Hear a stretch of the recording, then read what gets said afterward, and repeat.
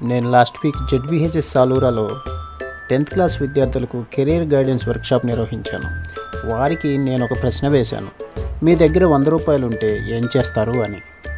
Miss ఎన్ అనుశ్రీ, నేను 10వ తరగతి తెలుగు మీడియం చదువుతున్నాను.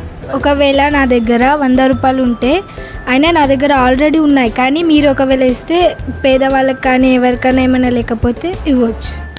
Myself is Gautam. My school name is PM Sri ZPHS Salura. I am 10th class English medium. Sir ఒక question అడిగారు, ఆ క్వశ్చన్కి ఆన్సర్.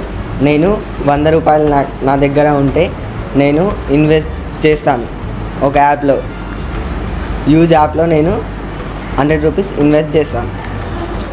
ఒకవేళ నా దగ్గర 100 రూపాయలు ఉంటే ఆ 100 రూపాయలతో ఏమన్నా తెచ్చి బిజినెస్ చేసి ఆ డబ్బుని దాచిపెట్టి, ఇంకా ఇప్పుడు ఏమన్నా ఆరోగ్య సమస్యలు కానీ ఎవరికన్నా తిండి సమస్యలు కానీ, ఇప్పుడు మా ఇంట్లోనే ఒకవేళ బియ్యం లేకపోతే దానికి అట్లా యూజ్ చేసుకోవడానికి 100 రూపీస్తో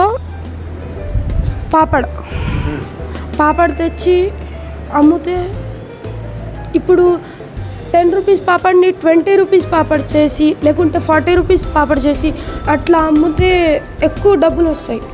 ఆ డబ్బుల్ని సేవ్ చేసి దాన్ని చెడు సమయంలో యూజ్ చేసుకోవచ్చు. Very good. మీరైతే ఏం చేస్తారో కామెంట్ చేయండి. ఇలాంటి వీడియోల కోసం సబ్స్క్రైబ్ చేయండి.